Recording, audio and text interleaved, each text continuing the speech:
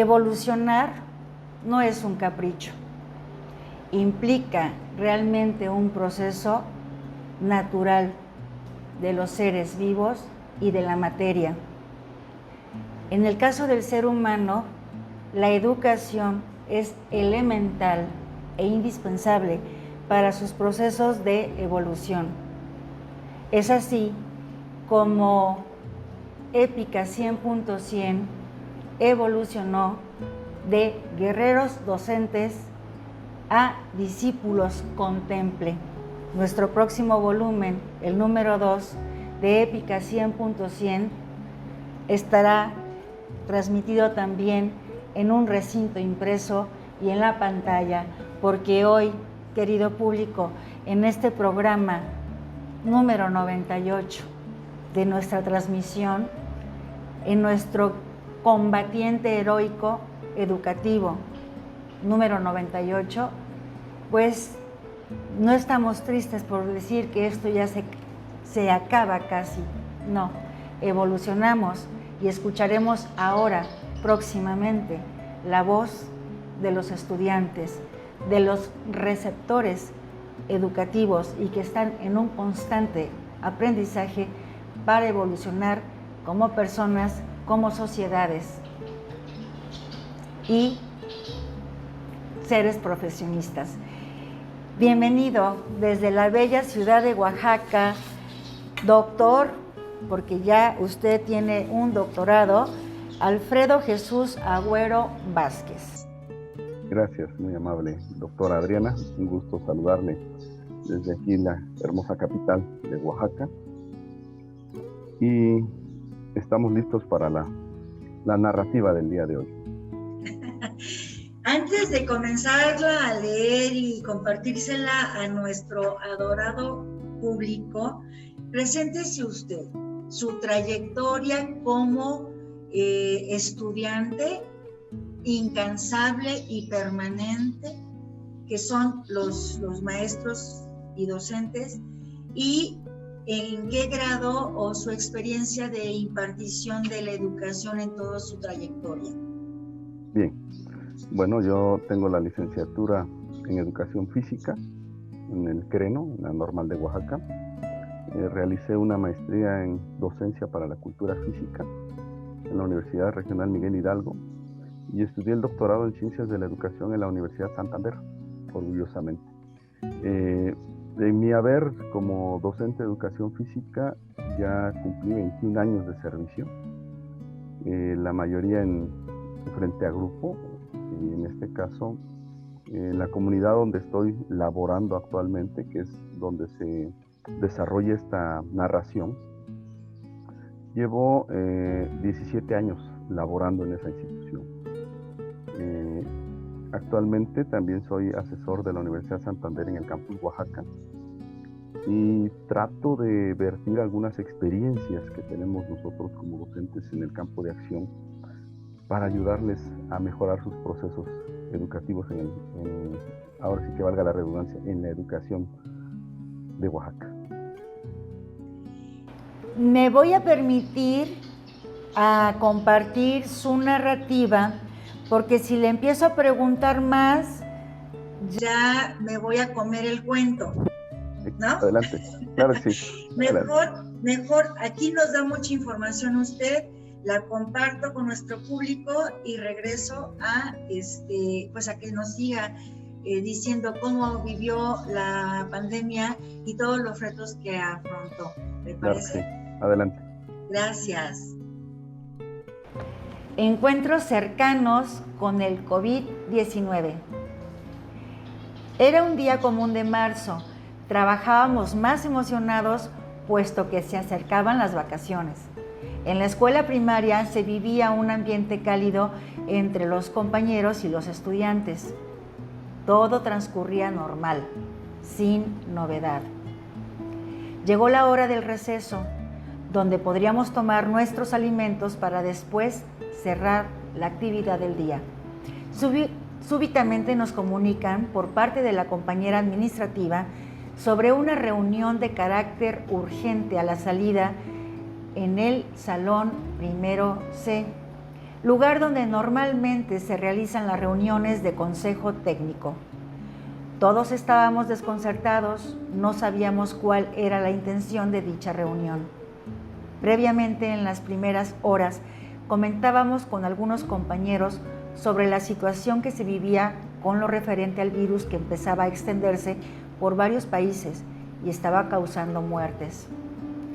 Es el COVID-19, decía un compañero. Es el coronavirus, comentaba otro. Todo lo que estaba generando, al reunirnos en la salida, la Comisión de Salud lo informó. Compañeros por parte de la autoridad municipal nos dan indicaciones de que la Secretaría de Salud a nivel nacional ha decretado que se suspendan actividades educativas. Tenemos que ir a nuestras casas y quedarnos en cuarentena. No podemos arriesgarnos a que se puedan contagiar tanto los niños como nosotros. Debemos de estar en comunicación con nuestros padres para informar la situación. Mañana no hay clases hasta nuevo aviso. La directora solo reforzó la información. Nuestro supervisor ha confirmado que debemos de estar resguardados, compañeros. En la mente de todos pasó esta situación por un momento de aceptación y temor, pues no sabíamos a lo que nos enfrentábamos. Muchos ya son de edad avanzada, algunos con enfermedades crónico-degenerativas, no daban más alternativa que acceder a tal orden. Todos fueron a sus respectivas aulas, yo a mi cubículo por mis cosas y cerrar. Todos confiamos en que solo serán 40 días y nos fuimos a nuestras casas. La primera semana solo veía el noticiero. El asunto era muy estresante. Se anunciaban muchas pérdidas humanas en varios países del mundo. En México, el subsecretario de Salud, en las tardes, daba su conferencia sobre cómo estaba la situación del país.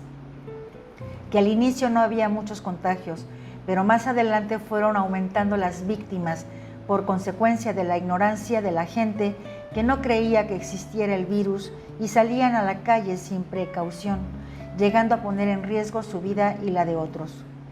Vinieron las vacaciones de Semana Santa.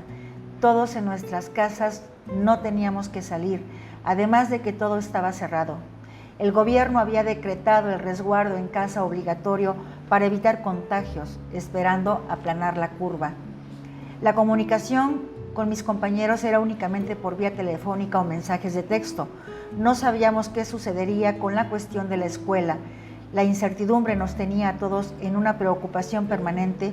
Por una parte, el virus con sus riesgos, por otra, nuestra labor docente al no saber cómo abordarla. No estábamos preparados, nadie sabía qué hacer con estos casos, ni los años de servicio podían darnos una sugerencia, puesto que no habíamos tenido una experiencia laboral como esta. Un total desafío. Tampoco el sindicato podía darnos una alternativa de cómo seguir laborando con los niños. Nuestra labor siempre ha sido presencial, la forma donde tenemos con los niños las relaciones sociales y afectivas, donde el aprendizaje es más significativo. Siendo profesor de educación física, mi área es el de contacto y cercanía con los alumnos, lo cual era frustrante en los primeros días de pandemia, pues no sabíamos qué hacer. Un educador físico siempre está en movimiento con sus estudiantes. En esta ocasión también teníamos que estar en casa, pensando y recordando todo lo que se hacía en la clase. Durante ese tiempo se experimentaron muchas emociones: ansiedad, preocupación, miedo a salir a las calles, a contagiarse, tristeza, pues esta labor no la podemos realizar como de costumbre. Extrañas ver en los estudiantes esa emoción que les causamos al vernos ir por ellos a su salón para salir al patio o canchas. Se siente una gran nostalgia, añorando algún día volver a realizar nuestra labor en modo presencial con los niños. Su alegría llena de satisfacción al reconocer nuestro trabajo. Tuve esa analogía donde entendí lo que sufren los animales que están en los zoológicos o en sus jaulas, fuera de su territorio, puesto que estábamos en nuestras casas, pero no podíamos salir de ellas. Solo éramos observadores de lo que sucedía en nuestro alrededor por los medios de comunicación y las redes sociales. En lo que respecta a nuestra labor, muchos docentes tenían grupos de aplicaciones de teléfonos celulares de los padres. Por ello se determinó que las actividades educativas se enviarían por esa vía sin riesgo, evitando contagios. Obviamente se presentaron diversas situaciones que no permitieron hacerlo como imaginábamos. Algunos no tenían esta herramienta, no contaban con crédito, otros solo tenían el celular del papá que se lo llevaba al trabajo, esperando a que regresara para que pudieran revisar las actividades que se habían enviado. En mi caso tenía que atender 12 grupos, con un total de 300 estudiantes de entre 6 y 12 años. Lo complicado era que las actividades se enviaban, pero ¿realmente quién las realizaba? En ese momento todavía no podíamos exigir, menos cuando apareció la Secretaría de Educación Pública en los medios para decir que no debíamos reprobar a nadie, dada la situación que afrontábamos, lo cual generó más conflictos en algunos padres, pues decían: mi hijo no está obligado a hacer la tarea y ustedes no pueden reprobarlo porque el de la SEP ya lo dijo, cosa que no ayudaba en mucho a la educación de algunos niños. Las autoridades educativas y municipales de la comunidad solo enviaban comunicados a la directora de la escuela, quien nos reenviaba la información. Seguimos en cuarentena, compañeros. Todavía continúa esta situación. Por ahora mantengan comunicación con los padres y envíenles trabajos para que sus niños avancen. Algo que era desesperante y frustrante, pues estaba fuera de nuestro alcance. No quedaba más que esperar y acatar las indicaciones. En ocasiones pensaba y reflexionaba sobre qué hacer y cómo lo resolverían los grandes educadores del siglo pasado, pero a ellos tampoco les tocó esta situación. Dentro de lo que he vivido en estos 100 días de labor educativa, han sido retos y desafíos. En la normal, ni en otro lado jamás nos enseñaron o dijeron que iba a suceder algo así, que un microscópico virus fuera a paralizar al mundo, que no estaríamos trabajando en presencial con nuestros niños, sino a distancia, que las tecnologías avanzan rápidamente, que existen plataformas educativas muy útiles, de fácil acceso, que aunque el mundo se detenga por una cuarentena, nosotros, como docentes, debemos seguir siempre en movimiento para conocer más y seguir con los procesos de enseñanza-aprendizaje en beneficio de los niños de nuestra comunidad escolar. No hay peor lucha que la que no se hace, y ese fue un momento donde se tuvo que hacer un esfuerzo como docentes para continuar aportando a la educación de nuestro estado. Ser docente no es solo un título, sino demostrarlo. Es quien dedica su alma, vida y corazón para aportar su granito de arena en lo que más le gusta, la docencia. Podrán venir más pandemias y virus, pero mientras el docente siga enamorado de su labor y haciéndola con amor, jamás será vencido. Saldrá avante en cualquier situación que se le presente. No es la remuneración económica, puesto que nuestro salario en el Estado es bajo. Lo que cuenta es la satisfacción que se obtiene cuando los niños te saludan con afecto o que los padres te digan: maestro, muchas gracias por haber aguantado a mi hijo. Eso es lo que no tiene precio. Atentamente, Alfredo Jesús Agüero Vázquez, seudónimo Fellito, de Oaxaca de Juárez, nuestro combatiente guerrero docente número 98. ¿Por qué Fellito? Bueno, es una, digamos, un apodo de cariño por Alfredo, decían Fello, Fellito. Entonces, por eso decidí asignarlo, o asignar así el documento, bajo ese seudónimo. Fíjese que un gran aprendizaje lo que nos deja su narrativa y pues educación física, 300 alumnos. ¿Cómo le hizo, maestro? Bueno, de hecho, sí fue un poquito desafiante, pues como decíamos, las aplicaciones existían. El detalle era verificar cuántos tenían esas aplicaciones. Entonces, trabajamos con los compañeros para definir algunas de utilidad. En este caso, las redes sociales también nos ayudaron. Se creó una página, así que del Face, de la misma escuela, donde nosotros ahí tuvimos que subir los trabajos, y subíamos los trabajos cada semana de actividades, hacíamos videos, hacíamos las actividades, las desarrollábamos nosotros para que los niños las pudieran ahora sí que realizar en casa, y con esa libertad de hacerlas en el tiempo que ellos tuvieran libre, ¿no? Porque sí era complicado el hecho cuando decían, bueno, es que nada más tengo un teléfono y tengo que esperar hasta que llegue mi papá para que me preste el teléfono para que yo pueda ver las actividades. Entonces no podíamos determinar un tiempo de decir, saben que quiero la actividad para mañana o para tal día, sino les dábamos una semana para que ellos pudieran desarrollar esa actividad y enviar en la misma página, subir sus evidencias, que era subir una foto, o si querían ellos un video, o subir una foto de un dibujo de lo que ellos habían realizado. Esa es una parte complicada en un inicio, porque no todos tienen esa habilidad para el manejo de tecnologías, en el caso de plataformas. En este caso, una ventaja que teníamos o que tenemos en el Facebook es que es gratis con las situaciones de algunas compañías telefónicas. Entonces, eso nos permitía que no gastaran saldo o crédito, porque esa también era una de las principales desventajas cuando decían, es que si uso tal aplicación me genera gasto en mi economía. Y en ese momento de pandemia, bueno, muchos dejaron de trabajar, la economía también sufrió un impacto muy fuerte con todos los padres de familia, y eso teníamos que buscar todas esas alternativas.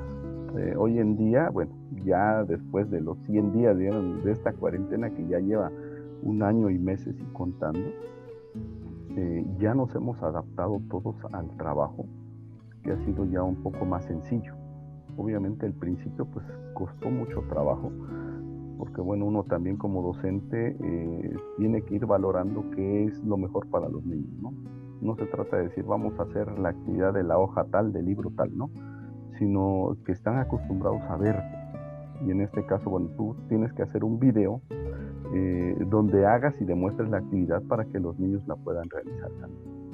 Mire, maestro, hace episodios atrás, un director de una escuela comentaba que ponía a los maestros a que les pusieran a hacer ejercicios a los niños, cosa que se lo aplaudí, pero él lo hizo como una iniciativa, no como algo obligatorio, porque no formaba parte de su asignatura. Ahorita que sí nos tocó un guerrero docente de educación física, pues es su asignatura que tenía que dar. Y le comentaba yo al anterior director que a esa edad los niños son muy hiperactivos y necesitan gastar su energía. Si ya nosotros como adultos, cincuentones, nos afectó la pandemia porque nos volvimos 100% sedentarios y muchos subimos de peso, ya no quiero ver a los niños que realmente dónde fugaban toda esa energía. Me gustaría que nos dibujara la película de parte del alumno, cómo vivió este episodio donde no había ese gasto de energía diaria que se necesita. Bueno, de hecho, en esos primeros momentos, cuando fue el encierro, pues los niños se desconcertaron demasiado, desde el sentido de que los aíslan, que dicen, sabes que vas a estar en casa, no puedes salir, no puedes jugar con otros, no puedes ir a la escuela porque no hay clases. Fue una situación también primero de primero de desconocimiento de ellos, ¿no? Porque no sabían, no entendían, no alcanzaban a comprender la magnitud de toda la situación. Y después fue generando una cuestión de ansiedad porque pues el niño a lo mejor en casa pues tiene el videojuego, tiene otras cuestiones, si tiene algún hermanito pues juegan con ellos, pero obviamente no es lo mismo a jugar con los de su misma edad, por el tipo de juegos, ¿no? Y eso también le fue generando al niño cierta ansiedad, y hasta cierto punto esa ansiedad se veía reflejada en la alimentación, en la mala alimentación, que es donde empiezan a comer muchas frituras o alimentos chatarra en exceso. Y eso también fue generando el aumento de peso en ellos, y hasta cierto punto cuadros de tristeza, ¿no? De tristeza porque ya quiero regresar a la escuela, ¿cuándo voy a volver a la escuela? Quiero ver a mis amiguitos, quiero jugar con ellos. Situaciones que hasta cierto punto, como usted bien comenta, ¿no? Si nosotros como adultos sufrimos estos embates, y eso que se podría decir que somos personas que ya tenemos una vasta experiencia, a los pequeños pues fue más difícil con ellos, ¿no? Y en este caso las actividades que nosotros enviábamos pues era más para estimular la cuestión social y afectiva con ellos.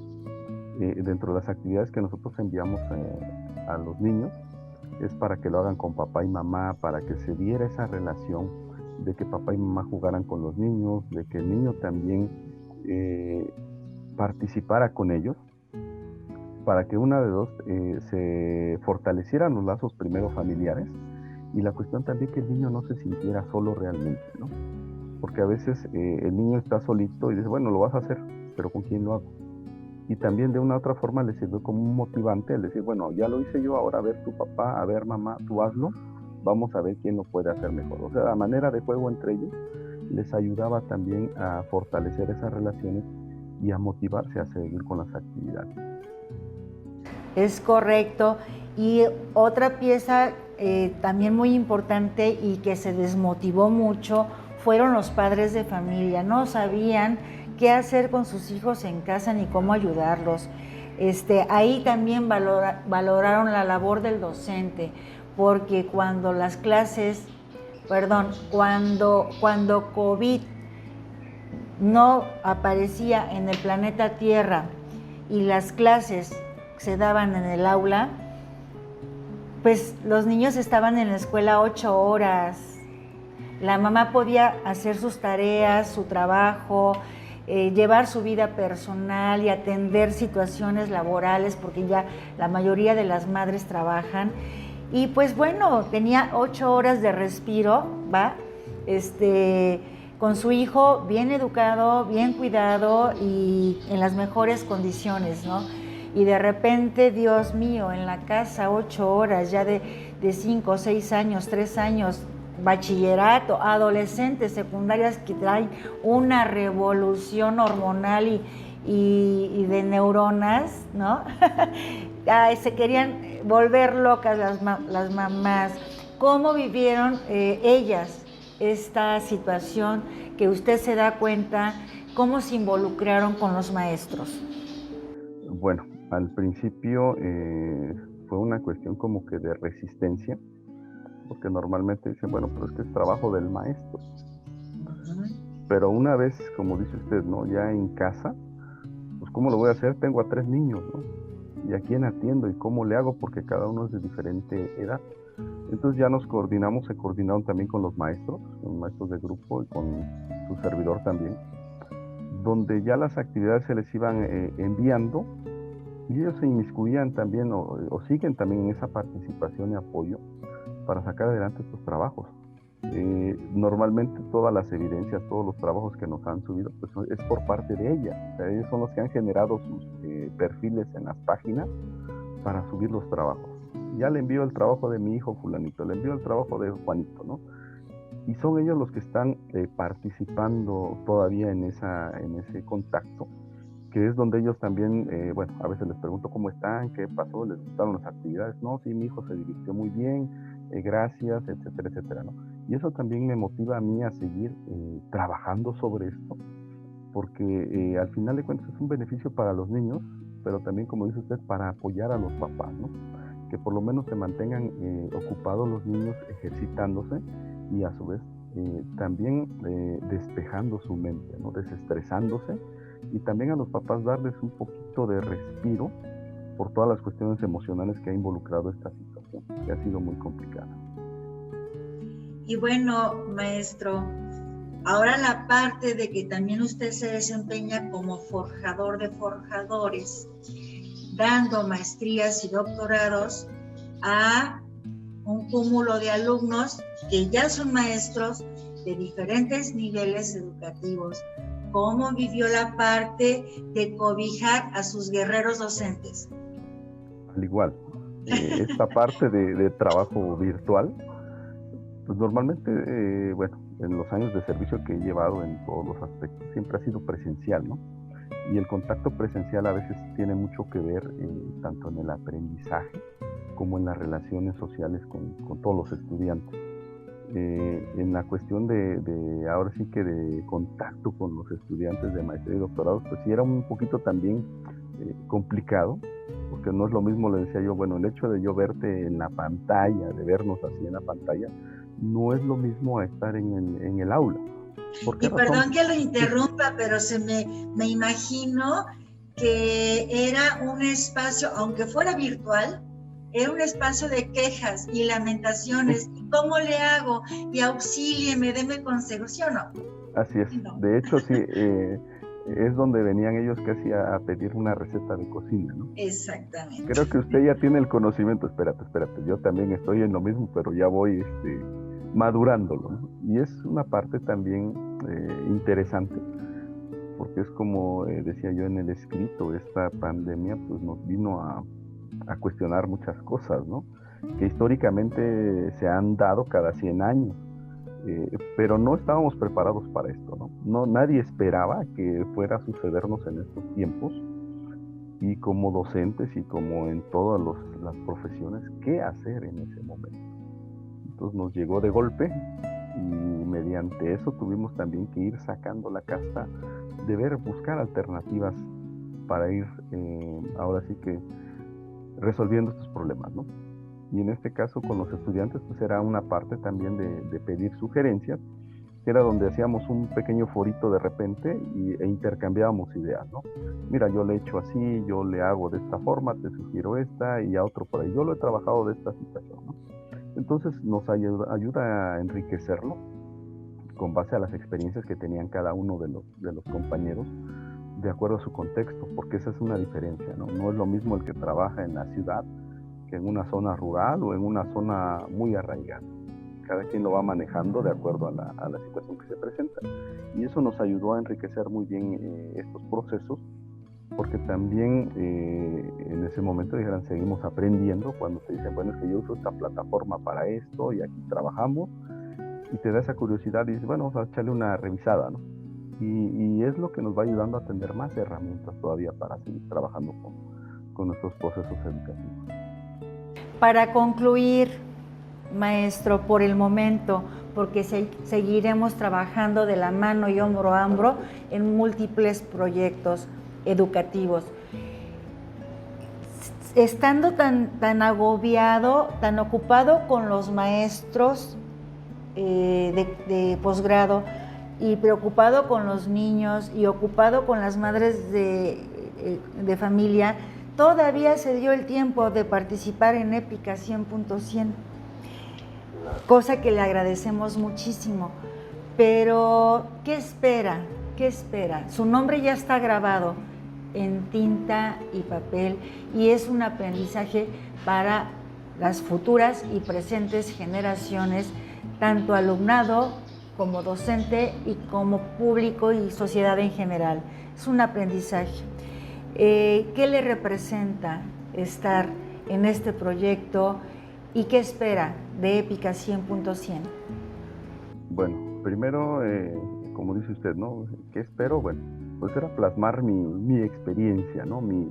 Casi una anécdota de todo lo que estamos viviendo en estos tiempos de pandemia, que fue algo complicado y que en algún momento les pueda servir a alguien como una referencia, ¿no? De lo que sucedió en ese momento, cómo se fue combatiendo, por así decirlo. Y de Épica, bueno, pues Épica, dijeran, es una editorial, es un buen proyecto que nos permite también hacer esa difusión de todas estas experiencias que han pasado los docentes a través de la pandemia, y que considero que es un buen proyecto, un proyecto que a largo plazo tiene muy buena visión. Porque esto de la pandemia, pues es algo que, no sé, no quiero anticiparme, no quiero sonar pesimista. Puede volver a repetirse una pandemia posteriormente, ¿no? Pero ya hay un antecedente con Épica. Hay un libro que va a decir, que va a estar escrito, donde mencione, hubo una pandemia en tal tiempo, y estas son las experiencias, o de esta manera hicieron frente a las situaciones que se dieron. Y que sirva para la posteridad, ¿no?